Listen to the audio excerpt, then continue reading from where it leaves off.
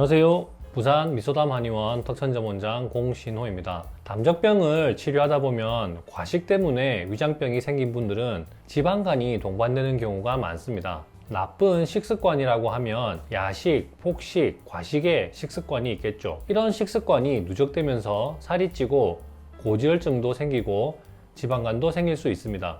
그리고 담적도 생길 수 있습니다. 그래서 과체중이면서 위장병이 있는 분들을 진찰하면 담적과 함께 지방간이 있을 때가 정말 흔합니다. 반대로 지방간이 있는 분들도 배를 진찰해보면 담적이 같이 관찰되는 분들이 흔하겠죠.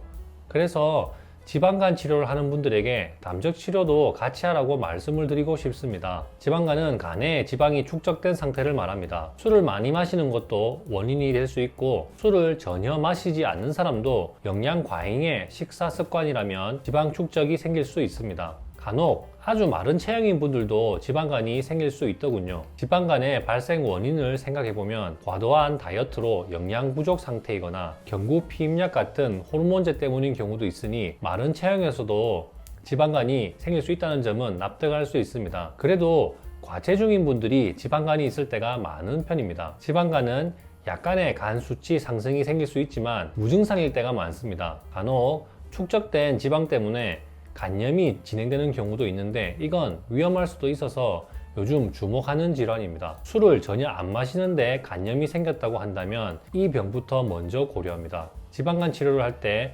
다이어트를 하라고 하죠.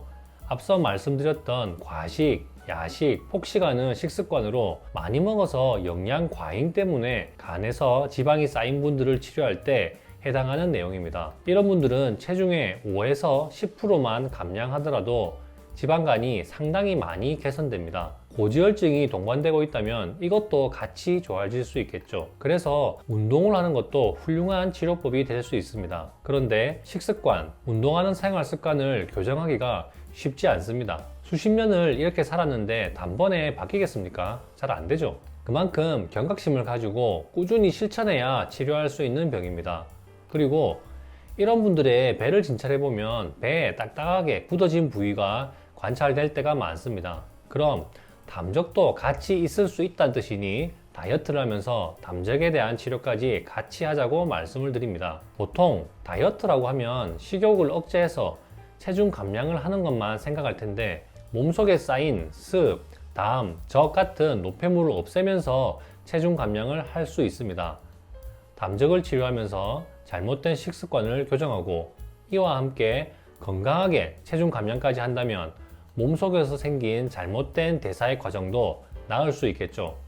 담적 치료 과정에서 술, 커피, 밀가루 음식을 차단하는 것도 지방간 치료에 굉장히 많은 도움이 됩니다. 술은 알코올 성분이니 간에 해롭다는 것은 바로 이해하실 듯 합니다. 커피나 밀가루처럼 혈당을 급격하게 올릴 수 있는 음식을 차단하는 것도 대사질환을 치료할 때 필수입니다.